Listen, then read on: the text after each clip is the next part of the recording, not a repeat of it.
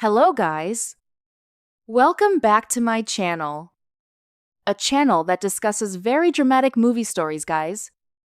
In this video, I'll take you to watch a very dramatic movie about this story, entitled Emily in Her Glow-Up Era After X is Out. Before the story begins, don't forget to hit subscribe and like. Instead of just being curious, let's continue watching this video until the end. Okay? Emily was once a brilliant mind, a rare genius in the field of computer science whose proof for a core algorithm had won top academic prizes 5 years ago. However, she made a choice that left her mentors and friends in shock. She decided to sacrifice her skyrocketing career to become the supportive partner of David, the man she believed was her soulmate. For 5 years, she lived in a curated world of devotion, meticulously catering to David's every whim, believing that their love was a sanctuary of mutual respect. On the night of their 5th anniversary, Emily poured her heart into a grand surprise, decorating their home with champagne roses and chilling a bottle of Laramani Conti, David's favorite wine. She stood in the shadows, heart racing with excitement, only to have her world incinerated in a single moment. David walked through the door not with a gift for her, but with his ex-girlfriend, Evelyn, and a group of sneering friends. As David spoke to the room, he casually dismissed Emily as a mere substitute, a placeholder he had chosen specifically because she was simple and easy to control. The polar opposite of the mature and decisive Evelyn. The depth of David's cruelty was staggering as he laughed with his friends, mocking Emily's Disney princess innocence and her unwavering obedience. He viewed her not as a partner, but as a doll or a canary in a tailor-made cage, useful only for physical comfort and domestic stability. When David finally discovered Emily hiding in the bathroom, devastated by his words, he didn't offer an apology. Instead, he demanded she come out to serve his friend's dinner, fearful that her tantrum would embarrass him in front of Evelyn. Convinced she would never leave his side, David signed a $10 million check as a cold severance package, daring her to take it and walk away, certain that she was too dependent to survive without his protection. He bet his friends that she would be crawling back within 3 days, begging for his mercy. But Emily had finally seen the bars of her cage. She didn't scream or beg. She took the check, packed her suitcase, and vanished into the night through the back door, leaving David to realize too late that the woman who once peeled his oranges and made his hangover smoothies was gone forever. The aftermath of Emily's departure triggered a radical transformation that the city would not soon forget. Emily didn't just walk away. She reclaimed her identity as a world-class intellect. She cashed the $10 million check, blocked David's number, and used her newfound financial freedom to enroll in a prestigious PhD program under Professor Rhodes.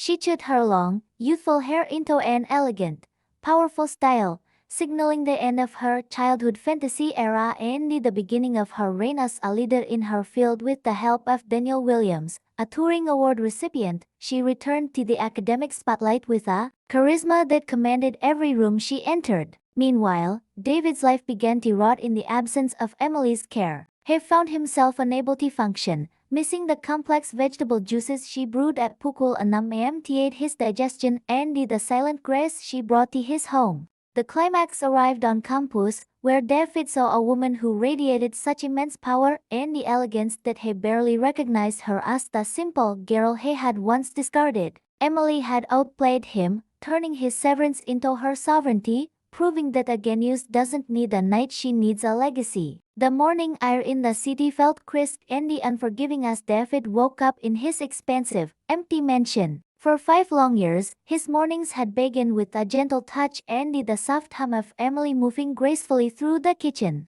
Today, there was only a chilling silence that seemed to echo off the high, vaulted ceilings. He walked into the kitchen, expecting to find his orange slices perfectly peeled and his morning espresso waiting on the marble counter, but the space was cold and barren. He felt a sharp, jagged pang of annoyance, still stubbornly convinced that Emily was merely hiding in a hotel somewhere, waiting for him to call and offer a half-hearted apology so she could crawl back to her perfect life.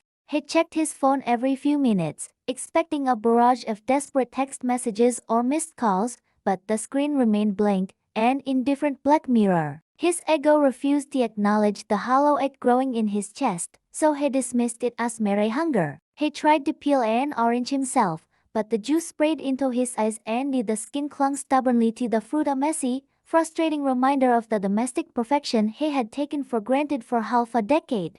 Across the city, Emily sat in a quiet, sun-drenched library, the $10 million check resting on the table next to her sleek laptop. For the first time in 5 years, her mind wasn't occupied by David's complex schedule, David's laundry preferences, or David's fluctuating emotional needs. She looked at the core algorithm proofs she had abandoned so long ago, the elegant lines of logic that once defined her fairy soul. She felt a strange, intoxicating mixture of grief and the exhilaration. She had mourned the woman she used to be for so long that she had almost forgotten how it felt to breathe without asking for silent permission. She reached out and touched the check, realizing that this money wasn't just currency. It was a weapon David had handed her, thinking she was far too weak to ever use it. She logged into her bank account and authorized the deposit, watching the numbers climb with a cold, clinical satisfaction. David thought he was buying her silence and her eventual return. Instead, he was unknowingly funding her revolution.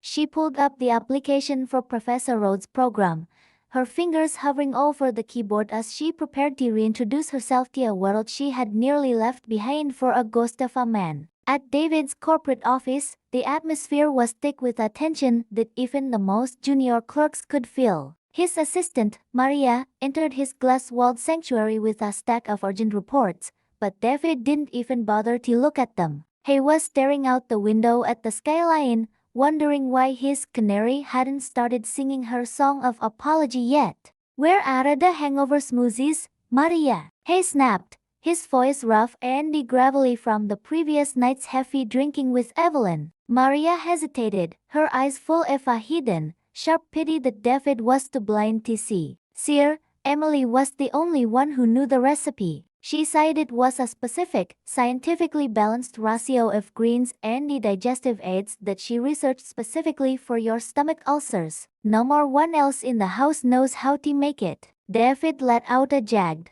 hollow laugh. "It's just juice, Maria. Find someone to make it." But as the long day progressed, the lack of that special juice began to manifest as a gnawing, physical pain in his gut. He realized then that Emily's love wasn't just a physical presence. It was a biological necessity he had never bothered to understand. He was a man who owned empires, yet he couldn't even manage his own digestion without the woman he had called simple. The salon Emily chose for her radical transformation was a high-end atelier known for creating the looks of the city's most powerful and influential women. She sat in the plush leather chair, watching her long, auburn hair fall to the floor in heavy, silent mounds. To David, this hair had been a symbol of her youthful innocence, a literal tether to the little girl he felt he needed to protect and control. As the stylist worked with practiced precision, Emily felt the suffocating weight of the last 5 years lifting with every snip of the silver scissors.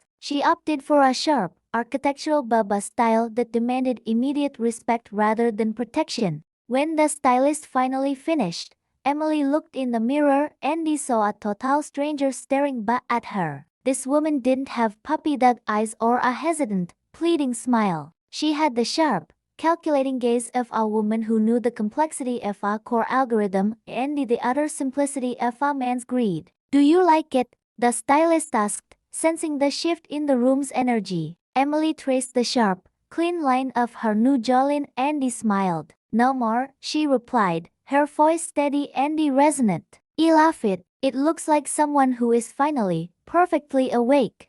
Daniel Williams, the youngest Turing Award winner in history, was a man of few words and the absolute, unmitigated focus. When his cousin Sarah told him about Emily's situation, he was initially deeply skeptical. He vaguely remembered the name Emily Smith from the top academic journals years ago, a shooting star that had suddenly and mysteriously vanished from the academic sky. But when he finally met her in the campus coffee shop, he saw that the star hadn't burned out. It had just been eclipsed by a massive shadow. Noting how she had actually expanded the algorithm even while living in a cage of domesticity. You wasted 5 prime years, Daniel sighed, his voice flat and brutally honest. Emily didn't even flinch. "I didn't waste them," she countered with a sharp edge. "I spent them learning the internal architecture of human betrayal. It turns out, men are far more predictable than complex machines." Daniel looked up from the papers, a rare spark of genuine interest in his eyes. "Professor Rhodes is looking for an academic leader, not a victim. If you can prove this algorithm works in a real-world simulation, she'll take you back. But you'll have to work 10 times harder than the supermodels David used to date." Emily leaned forward, the sharp bob framing her face like a helmet. "I've already done the hard work of surviving, Daniel. Now I'm just doing the math." David's attempt to reconcile began with a series of arrogant and flawed assumptions. He sent a text to Emily on the third day. "The 3 days are almost up, Em. I'm sure you're hungry and tired of the cheap motel you're hiding in. I've instructed Maria to have your favorite dinner ready tonight. Don't be late." He waited for the typing bubble to appear, his thumb hovering over the screen, but it never did. He tried to call, but the automated voice told him with mechanical indifference that the subscriber was unavailable. He checked his bank alerts, fully expecting to see a voided status on the check. Surely she wouldn't actually have the nerve to take his money, but instead, he received a notification that the full $10 million had been cashed and moved to a private, encrypted holding account. The reality hit him like a physical blow to the solar plexus. She wasn't throwing a tantrum. She was executing a clinical liquidation of her assets. He threw his phone across the room, the screen shattering against the cold marble fireplace. He realized that the canary hadn't just flown away. She had taken the cage, the keys, and a significant chunk of the birdseed with her.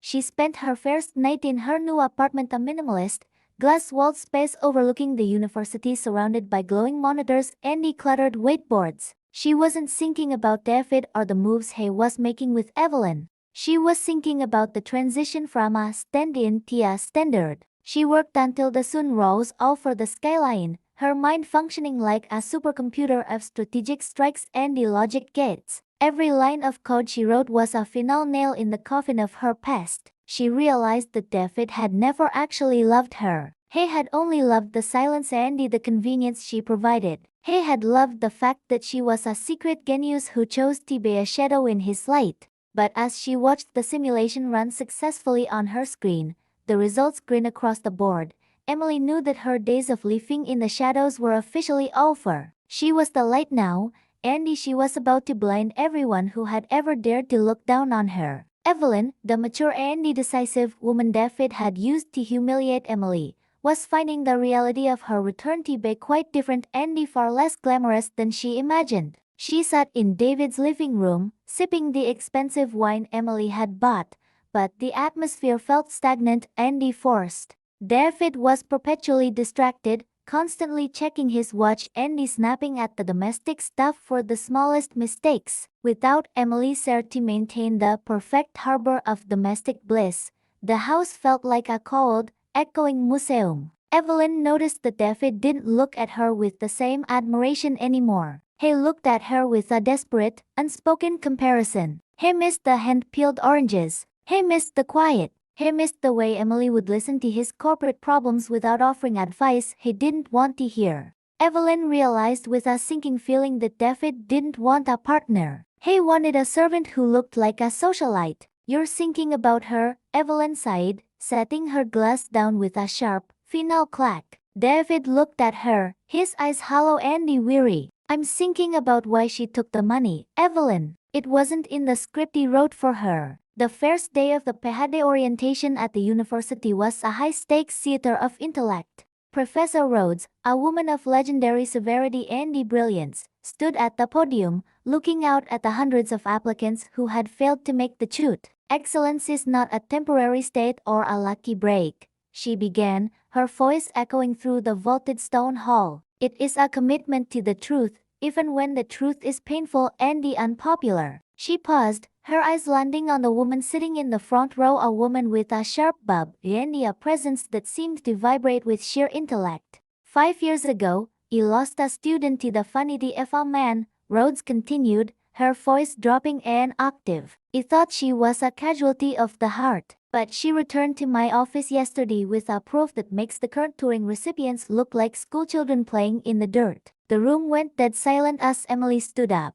She didn't look like the girl from the anniversary video. She looked like the architect of a new era. She didn't look at the crowd. She looked straight into the future. David arrived at the university campus that afternoon, driven by a toxic and volatile mixture of regret, anger, and possessiveness. He had heard through his various business connections that Emily was on campus, and he was determined to bring her home before she did something embarrassing like actually getting a job or building a life. He spotted a crowd gathered near the main research hall, and as he pushed through the throngs of students, he saw a woman standing on the steps, surrounded by reporters and the academic leaders. She was wearing a tailored charcoal suit that probably cost more than his monthly car payment, and her aura was one of absolute, unmitigated power. He started to call her name Emily, but the word died in his throat like a dry leaf. This wasn't the Emily he knew. This was a goddess of logic, a queen of the laboratory. As she turned to answer a sharp question about the core algorithm, her eyes met his for a split second. There was no more pain in her gaze, no more longing, and no more recognition. There was only a cold, clinical indifference that made him feel smaller and more insignificant than he had ever felt in his entire life. Is it true, Miss, that you used a billionaire's settlement to fund this groundbreaking research? A reporter shouted from the front of the pack. Emily adjusted her glasses, the afternoon light reflecting off the lenses like a tactical shield. I used a standard payment for services rendered, she replied, her voice cool, steady, and perfectly modulated. 5 years of domestic management, household engineering, and the emotional labor is a high-cost endeavor in any market. I simply chose to reinvest my earnings into something that actually provides a tangible return on investment. The crowd laughed, a sound that felt like a slap to David's face. He realized then that the canary hadn't just taken the $10 million. She had intellectually categorized it as a business transaction. He was no more longer the powerful man who spoiled her. He was just a client who had finally paid his overdue bill. The realization was a devastating blow to his ego. A realization that he had never been the protagonist of her story. He was just a brief delay in her inevitable progress toward greatness. The relationship between Emily and Daniel Williams remained a strictly professional and intellectual partnership that nonetheless fascinated the entire campus. They were often seen in the high-stakes labs late into the night, their silhouettes framed by the flickering blue light of the massive servers. People whispered about a budding romance, but they were entirely wrong. It was something far more potent and rare. It was a convergence of equals. Daniel didn't offer her smoothies or try to protect her from the harsh world. He challenged her logic and pushed her mathematical proofs to the absolute breaking point. Emily thrived in the friction. She realized that David had never challenged her mind because he was deeply afraid of what it could do. He had wanted a substitute because he simply couldn't handle the power of the original. As she stood on the balcony of the lab at Pukul 3 a.m., looking out at the city lights, Emily finally understood that the glow-up wasn't about the expensive hair or the designer suit. It was about the moment she decided that her worth was non-negotiable. David's descent into obsession was a slow and very public dismantling of his dignity. He began to hang around the edges of the university, waiting for a chance to corner Emily and explain himself. He brought champagne roses and bottles of La Romani Conti, the very things he had used to humiliate her on their 5th anniversary. He caught her leaving the library one evening and blocked her path, his face a mask of desperate, sweaty pleading. Please, you was wrong. Evelyn means absolutely nothing to me. I miss you. I miss the way you look at me. I miss the way you make me feel like a hero. Emily looked at the flowers in his shaking hand, the champagne roses that once represented her whole heart, and he felt a profound, aching sense of pity. You don't miss me, David, she sighed, her voice devoid of any anger. You missed the mirror he used to hold up for you. You missed the person who made you feel like a knight because she was playing the damsel. But the theater is closed, David. Andy, the actress, has moved on to a much better script. He gave you $10 million, David shouted, his voice cracking as his last shred of control slipped away. He made you a millionaire. Emily didn't even stop walking. She didn't even look back. You didn't make me anything, David. You just paid the mandatory exit fee for a woman who was already worth more than your entire investment portfolio. Go home to Evelyn. She's decisive, remember. I'm sure she'll decide exactly how you should spend the rest of your long, lonely life. She stepped into her car, a sleek, modern electric vehicle she had bought with the interest from her settlement. Andy drove away into the night, leaving David standing on the sidewalk with his wilting roses and his shattered pride. He watched her taillights vanish into the darkness, finally realizing that you can't buy a soul once you've treated it like a common commodity. He was a billionaire in a mansion, but he was the poorest man in the city. The narrative's resonance was felt deeply in the world of high-stakes technology and the academia. Emily's algorithm, now dubbed the Sovereignty Protocol, became a global standard for ethical data management and the decentralized systems. She became a patron saint for women in tech, a woman who had survived the cage and built a kingdom on the ruins of a devastating betrayal. She used her influence and her remaining settlement funds to build the Smith Rhodes Foundation, dedicated to providing massive scholarships for girls who were discouraged from pursuing science in favor of domestic happiness. She was no more longer just a genius. She was a visionary leader, a woman whose name was synonymous with resilience and the intellectual grit. She looked at her reflection in the glass walls of her new research institute and smiled, knowing that her glow-up was the most successful algorithm she had ever solved. In her 80s, Emily took up painting, a hobby David had always told her was too messy and undignified for his home. Her work was abstract and powerful,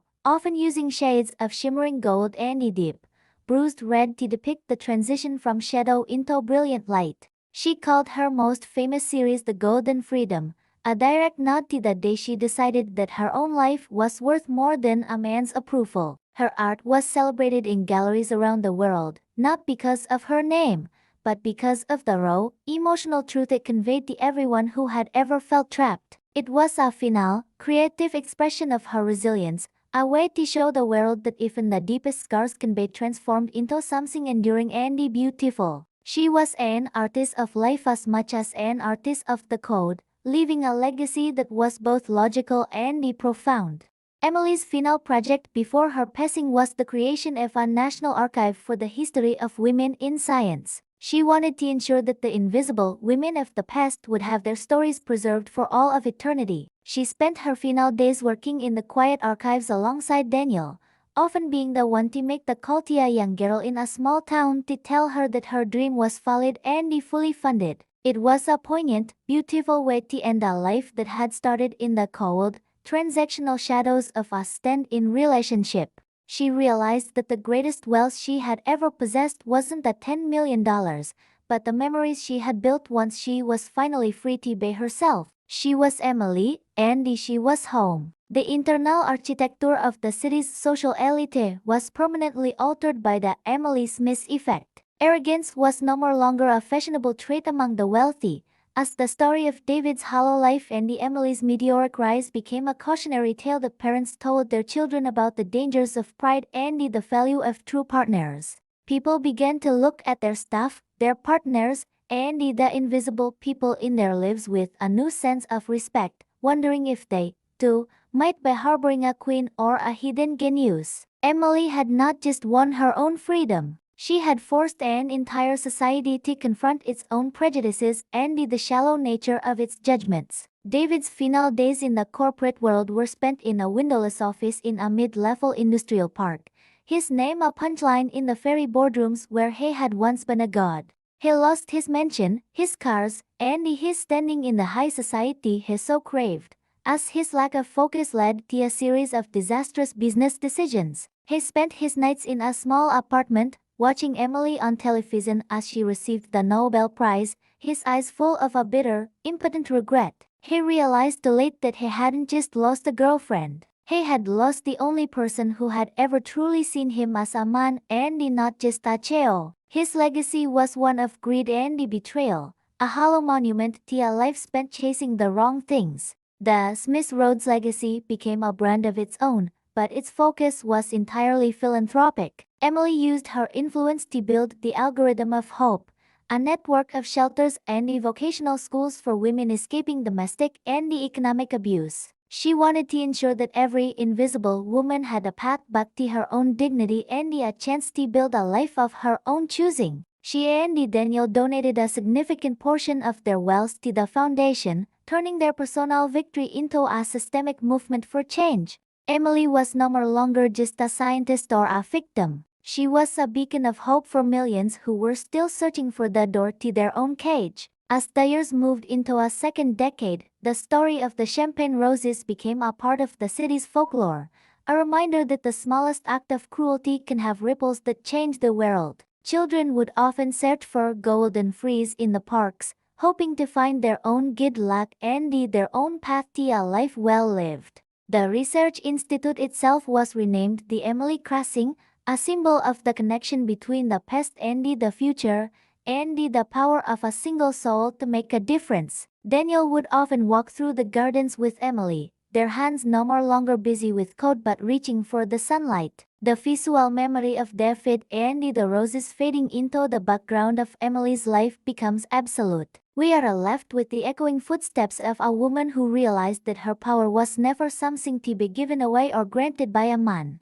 Emily Smith's transformation from a betrayed stand-in to a visionary leader remains a beacon for anyone trapped in a toxic narrative. She proved that the most hardened circumstances can be softened by a single, bold decision to say no more to a lie and yes to the truth of one's own capability. Her life became a lighthouse for others lost in the storm of emotional manipulation, showing them that there is always a path back to dignity. The narrative concludes with a final image of the city skyline at dawn. The sun is rising over the Research Institute, a brilliant orb of light that reflects off the glass in a shimmering path. Emily and Daniel are standing on a balcony, watching the new day begin. The silence is no longer heavy with things unsaid. It is light with the weight of a legacy fulfilled. They are two souls who found their home in the truth, and they stayed there until the dawn. The stand-in and the genius had outplayed fate, and they had won the only game that matters. The journey is over, the truth is out,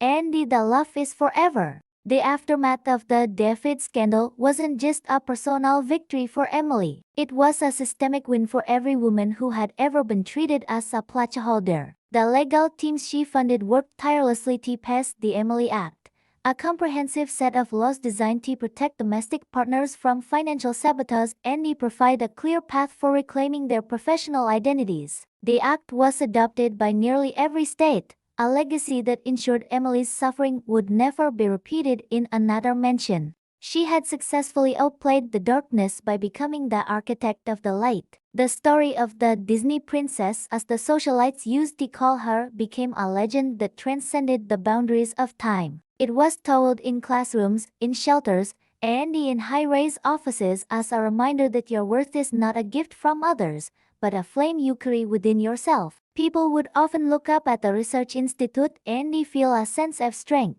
knowing that the woman who ruled it was once the girl who was pushed to the bathroom floor. She was the living proof that a queen is not born of a crown, but of the battles she chooses to fight. From an anniversary dinner to the top of the world, from a betrayal to a genius legacy, the journey of Emily Smith and David is complete. May her story be a blessing to your heart and a guide for your soul as you navigate the shadows of your own life. Remember that no matter how long the night, the dawn is coming for those who hold onto their truth. The stand-in has moved on, the genius is at peace, and the love is eternal. We are finished with the narrative of Emily, but the light she ignited will burn forever. The internal peace Emily found was not a static state, but a dynamic, growing force. She realized that by refusing to let David's shadow consume her, she had allowed her own light to grow even brighter in her life. She often imagined what her life would have been like if she had stayed in that mansion, waiting for a man who only saw her as a canary. The thought filled her with a profound sense of gratitude for the courage she had found to walk away. She had outplayed her own fear, outlasted her own grief, and outlived the memory of the man who had failed her. She was no more longer just Emily, she was the architect of her own soul. The final notes of the narration blend with the sounds of a vibrant, healthy community, a community that Emily and Daniel helped to build. The streets are safe, the people are free, and the shadow of the stand-in La Belle is a distant, honored memory. The legacy of their integrity remains a beacon of progress, a promise that the heart's absolute victory over the shadows is not just a dream, but a reality for those who are brave enough to believe the story is finished, but the impact is eternal. The genius has moved on, and in doing so, she has carried the world with her into the light. Goodbye to the past, and hello to the future that was born from a single,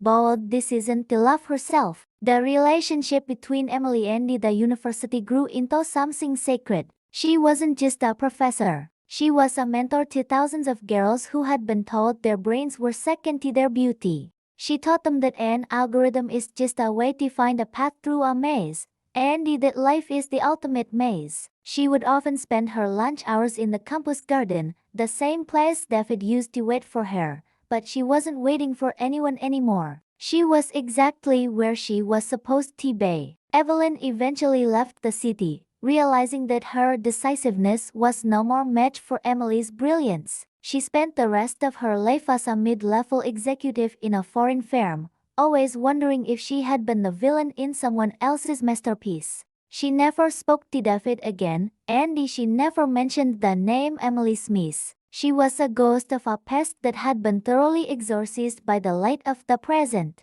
The city skyline at night now features the Smith Research Tower as its centerpiece, its windows glowing with a soft, steady light. It stands as a monument to the couple who chose to be true in a world of fakes. The revolving doors continue to turn, bringing in new people with their own secrets and their own dreams. And somewhere, in the hum of the computers and the clicking of heels on the marble floors, the spirit of Emily and Daniel remains a reminder that justice is always worth the fight. The transition from the love to the domestic bliss of their later years was a serene and fulfilling chapter for Daniel and Emily. They spent their mornings in the library, Daniel writing his reflections on ethical lie and Emily managing the foundation's medical grants. They had built a world where the noise of the city felt distant, a quiet sanctuary where they could finally enjoy the peace they had earned. Their children, now successful in their own right, visited frequently, bringing the laughter of a new generation into the house. Emily looked at her life and realized that every decision, even the anniversary night, had led her to this moment of absolute contentment.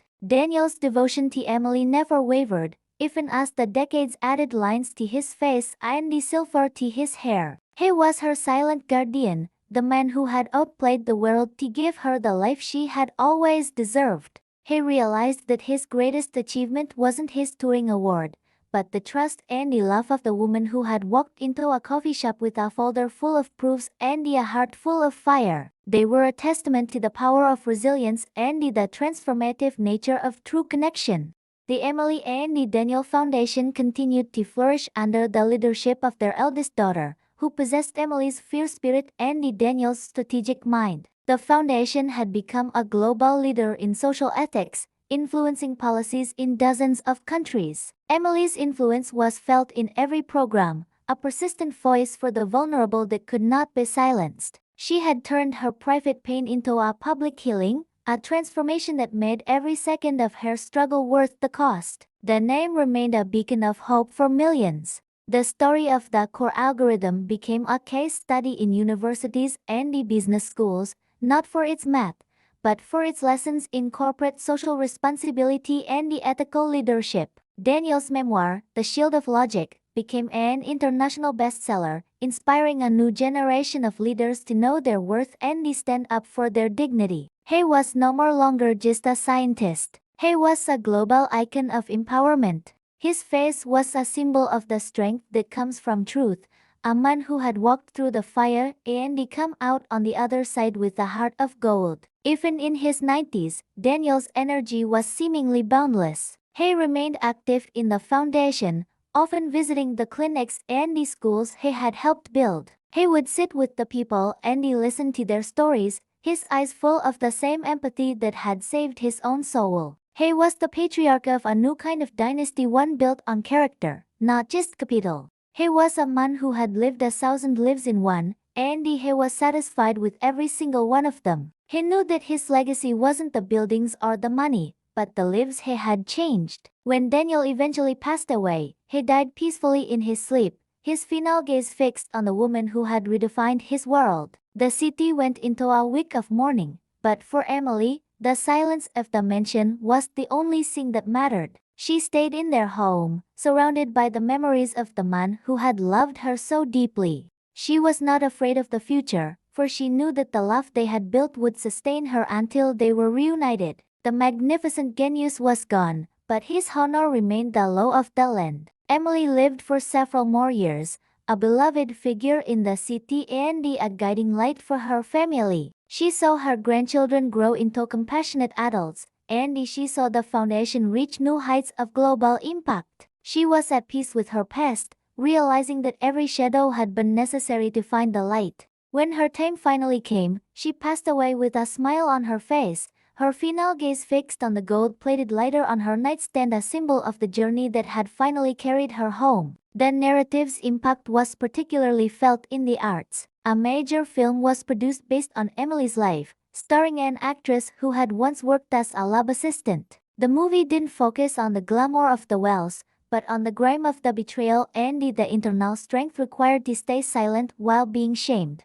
It won every major award, bringing the message of scientific integrity and personal resilience to an even wider audience. Emily's mentees attended the premiere, realizing that their mentor's private pain had become a public healing. The Emily model established by Daniel and Emily also influenced urban planning. The city began to integrate more social spaces into corporate districts, ensuring that workers from all levels had a place to gather and interact as equals. The Genius Plaza became the center of the city, a place where business deals were made on one side and the community rallies were held on the other. It was a physical representation of the balance Daniel had brought to the world, the integration of the economic and the human. As we look back on the full 60-minute journey, we realize that the stand-in girlfriend narrative is a masterpiece of human experience. It challenges us to look at the people around us with new eyes, to see the king in the intern and the hero in the mentor.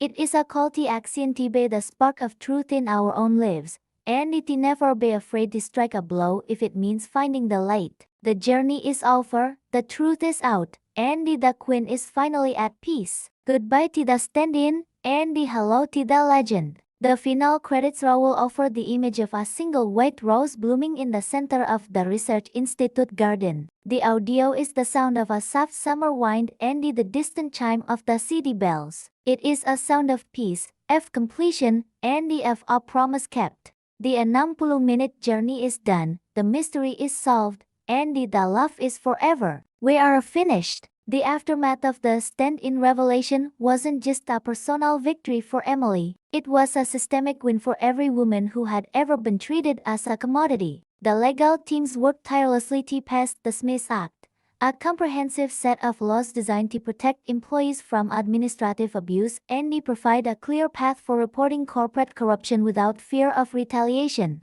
The act was adopted by nearly every state in the country, a legacy that ensured Emily's suffering would never be repeated in another boardroom. She had successfully outplayed the darkness by becoming the architect of the light. The story of this substitute became a legend that transcended the boundaries of time and culture. It was told in classrooms, in shelters, and in high-rise offices as a reminder that your worth is not a gift from others, but a flame you carry within yourself. People would often look up at the Smith Research Tower and feel a sense of strength, knowing that the woman who ruled it was once the girl who was kicked to the bathroom floor. She was the living proof that a queen is not born of a crown, but of the battles she chooses to fight. And so, we finish. From an anniversary dinner to the top of the world, from a betrayal to a genius legacy, the journey of Emily Smith and Daniel Williams is complete. May their story be a blessing to your heart and a guide for your soul as you navigate the shadows of your own life. Remember that no more matter how long the night, the dawn is coming for those who hold onto their truth. The queen has moved on, the genius is at peace, and the love is eternal. We are finished with the narrative of Emily Smith,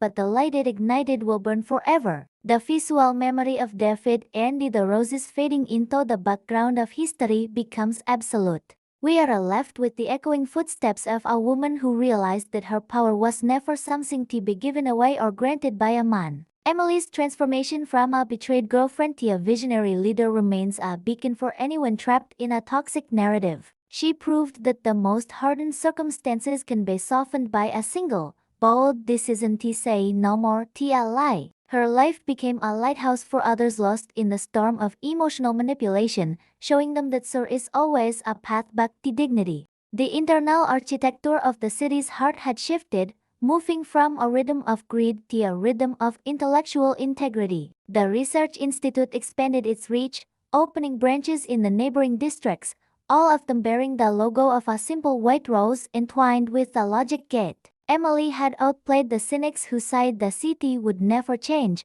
proving that a movement based on truth and the intellect was more powerful than any bank account. The graduates of the Emily Academy were everywhere in the power plants, the transit systems, and the city council, all of them carrying the silent strength of the woman who had taught them how to prove a proof. The city was no more longer a territory to be exploited, it was a system to be understood. As Emily reached the peak of her golden years, she looked back at the $10 million she had once thought was a fortune. It was nothing compared to the billions of lives she had touched through her algorithm and her foundation. She realized that David had tried to buy her future with the check, but she had used it to buy the future of an entire generation. She was no more longer the stand-in, she was the catalyst. She stood on the balcony of her institute, the wind catching her silver bob, and he whispered a silent thank you to the anniversary night that had set her free. Emily's transformation didn't just stop at her physical appearance. It fundamentally altered how the world perceived her. In the high-stakes research labs, she was no more longer a hesitant shadow, but a commander of her own ideas. Every line of code she wrote was a declaration of war against the limitations David had once imposed on her. She vividly remembered how David used to turn off her desk lamp and tell her to go to sleep, claiming that beauty needs its rest. Now, Emily kept her lights burning until dawn, not because she was forced to, but because she finally had a purpose greater than merely pleasing a man. The glow of the monitor on her face felt warmer than any expensive jewelry David had ever draped around her neck. David's life, meanwhile, began to resemble a house of cards caught in a violent wind. He tried to replace Emily's presence by hiring the best professional assistants money could buy, but none could replicate her sharp, innate instincts. David only now realized that for 5 years, Emily wasn't just managing his home. She was his shadow strategist. She was the one who offered subtle advice while David was stressed over corporate mergers advice he had arrogantly claimed as his own brilliant ideas. Without that genius whisperer by his side, David began making fatal errors in high-stakes business deals. He realized he desperately missed the way Emily used to look at him with pure admiration, a gaze that he now understood was the primary fuel for his fragile, narcissistic ego. Evelyn, the ambitious ex-girlfriend, quickly grew bored with David's downward spiral. She had only returned to his side to bask in his glory, not to become a nurse for his shattered pride. During an expensive dinner at a 5-star restaurant, Evelyn complained about the quality of the wine. David accidentally muttered, "Emily usually knew the exact temperature for this vintage." Evelyn froze, her eyes flashing with a sharp, murderous anger. "If you want her so badly, why did you let her walk away?" she hissed. The question hit David like a sledgehammer. He realized then that he hadn't let Emily go. He had evicted her with his own arrogance, and now he was trapped with a woman who was just as demanding and cold as he was. Emily launched her own scholarship program, the Algorithm of Freedom, specifically for women who had lost their way after sacrificing their education for romantic relationships. She spoke at major podiums, sharing her story of how the $10 million check wasn't just a number, but the price of her sovereignty. She was no more longer ashamed to admit her past as a stand-in girlfriend. To her, that past was the most valuable field research on human behavior she could have ever conducted. Daniel Williams stood in the front row every time Emily gave a keynote, offering the loudest applause. Between them, there was no more longer a mentor-student hierarchy, but two intellectual equals building a future that didn't recognize the word substitute. One crisp autumn afternoon, David saw Emily on the cover of a prominent business magazine. The headline was provocative: "The woman who cashed out her heart for a crown." Emily looked absolutely authoritative in her white lab coat and the sharp bob. David touched the surface of the magazine, trying to feel the texture of the skin of the woman whose forehead he used to kiss. He felt like an explorer who had discovered a legendary treasure, only to waste it because he mistook it for a common stone. Regret is a slow-acting poison, and David began to feel it flowing through his every nerve. He decided to go to the university, hoping to see Emily in person,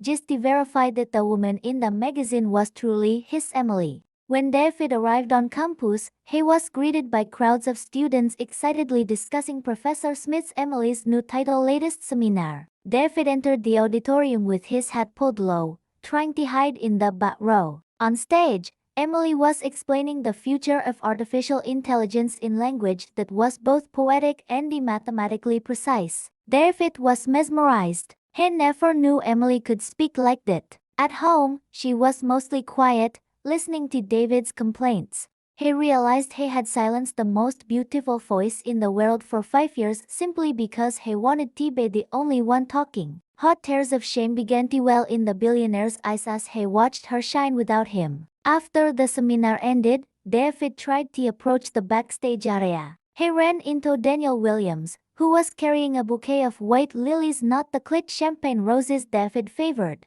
Daniel looked at David with a terrifyingly calm expression, as if he had already predicted David's arrival. "She is no more longer a variable in your equation, David," Daniel sighed without a hint of malice, stating it as a mathematical fact. David wanted to explode in anger, to show his power, but he felt small and insignificant in front of a man who valued Emily's brain more than her beauty. Daniel walked away, leaving David standing frozen in the dark hallway, realizing the space beside Emily was no more longer empty, and he was no more longer a candidate to fill it. Emily caught a glimpse of David from across the courtyard while she was talking with several other professors. Her heart didn't race with fear or longing. She felt only a peaceful emptiness. She realized that David was nothing more than a big in her life's coat that she had successfully debunked. Emily didn't go over to him. She continued laughing and discussing her work, demonstrating that David's presence no more longer carried any gravitational pull in her life. For Emily, the best revenge wasn't insulting David. It was becoming so wildly successful that David's existence became utterly irrelevant to her happiness. She turned her back on him, moving toward a future he could never afford to join.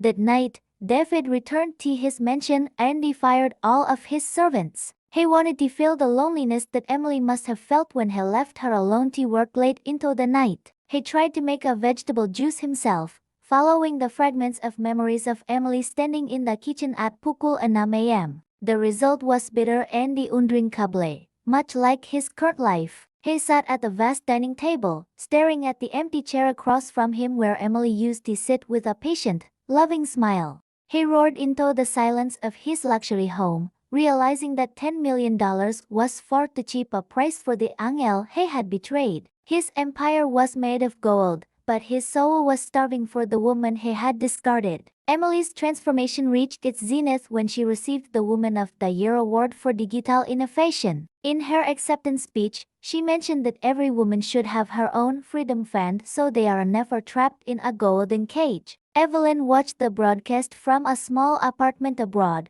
feeling both envious and in awe. She realized that Emily was the true winner of their unspoken rivalry. David also watched, but he could no longer bear to look at Emily's radiant face without feeling a suffocating weight in his chest. He decided to donate the majority of his fortune to Emily's foundation anonymously, a gesture of atonement that he knew would never truly change the past. Years passed, and Emily Smith became a legendary figure in science. She never remarried, not because she had closed her heart, but because she felt her life was already so full of achievement and genuine friendship. She was often seen traveling the world, teaching young girls to love logic and mathematics. Daniel remained her steadfast companion, often seen with her in Paris cafes or London libraries, discussing new theories all for black coffee. Emily had found her own rhythm in life, a melody that no more longer followed the beat of another man's footsteps. She was the architect of her own destiny, and the masterpiece she created was a life of absolute intellectual and emotional sovereignty. In her later years, Emily wrote an autobiography titled The Art of Walking Away. The book became a global guide for millions seeking the courage to leave situations that devalued their self-worth. She wrote, "Do not be afraid to take the money they offer as a substitute for your love, and then use that money to buy yourself back." Emily Smith passed away peacefully in her home library, surrounded by the books and the algorithm proofs that changed the world. Her legacy was not just computer code, but an era where women were no more longer placeholders for anyone else. She died as a queen of her own making, leaving behind a world that was brighter because she dared to walk away from the dark. David spent the rest of his life in silence. He could never love another woman the same way because Emily's shadow haunted every corner of his heart. He died a wealthy man in terms of material assets, but a pauper in spirit. In his final will, he requested that his mansion be turned into a science museum in memory of Emily. However, Emily, in her own pre-written will, rejected the proposal. She wanted to be remembered for her work, not for her association with a man who didn't appreciate her. The museum eventually became a public technology training center, without a single photograph of David on the walls. It was a final, ironic no more from the woman who had spent 5 years saying yes to his every whim.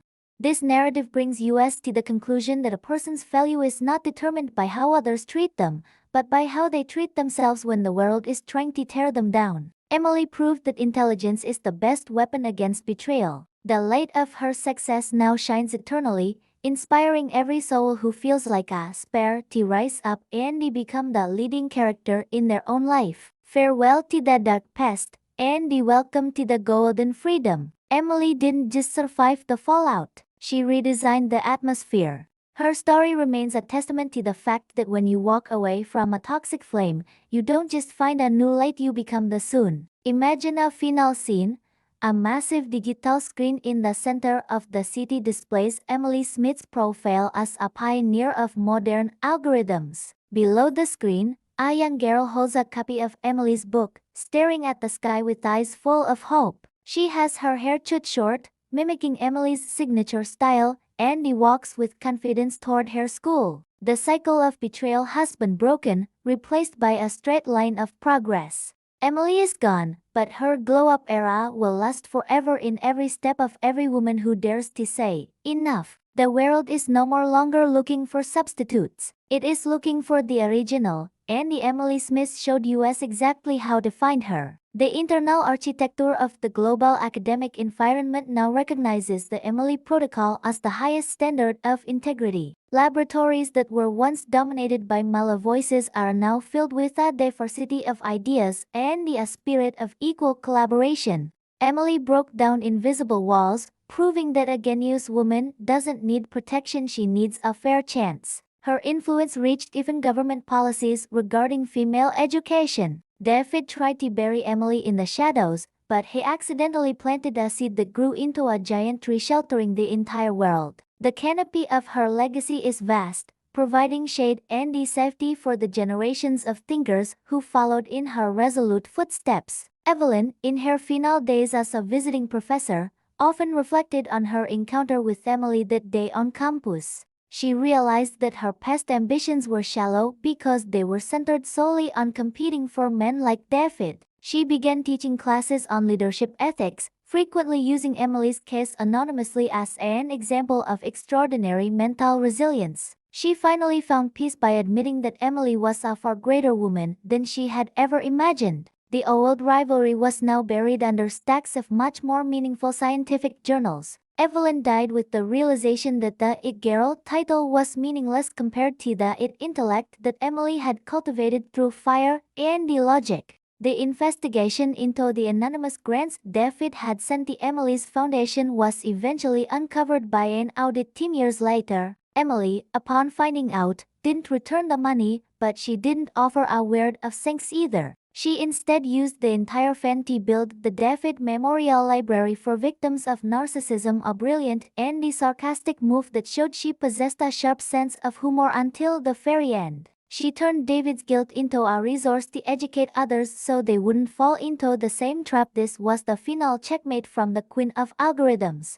She proved that even a billionaire's regret could be repurposed for the greater good if placed in the right hands. Daniel Williams, despite becoming one of the most influential figures in the world, always said his greatest achievement was witnessing Emily's resurrection. He kept the original folder of proofs Emily had written 5 years before they met again as a reminder that genius cannot be truly extinguished, only delayed. They often shared quiet moments in the university gardens, watching the sunset without the weight of words. Their relationship was proof that true love begins with respect for each other's minds, not from a desire to possess or control. Danielle never tried to peel her oranges. He gave her a world where she could peel them herself, or choose to have them served on a silver platter of her own earning. The luxury mansion where Emily once lived with David was long ago demolished and replaced by a lush public park. No more traces of that golden cage remain. Instead, children play freely, sir,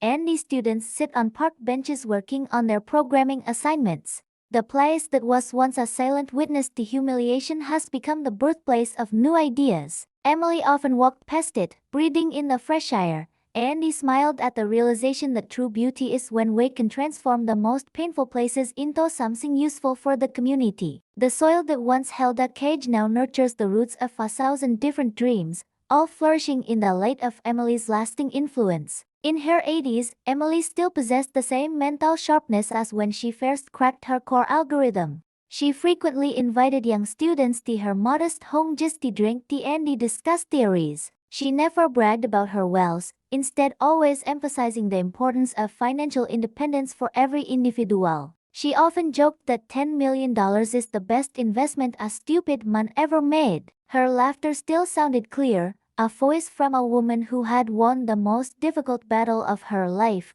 the battle against her own self-doubt. She had outplayed the system by building a new one, and she was satisfied with every variable in her life's final equation. Emily's autobiography, The Art of Walking Away, was eventually adapted into an award-winning film. However, Emily's favorite part wasn't when she became rich, but the scene where she cuts her own hair in front of the mirror. To her, that moment was the true declaration of independence. The film reminded the world that everyone has the right to rewrite their life script, no matter how far they have traveled down the wrong path. Emily watched the movie once, then closed her eyes with a feeling of deep satisfaction, realizing that her mission to empower others had been completed beautifully. She was no longer a substitute. She was the definitive edition of a life lived with integrity. The final moment in this narrative brings us back to the balcony of the Smith's Research Tower on a star-studded night. A young researcher stands there,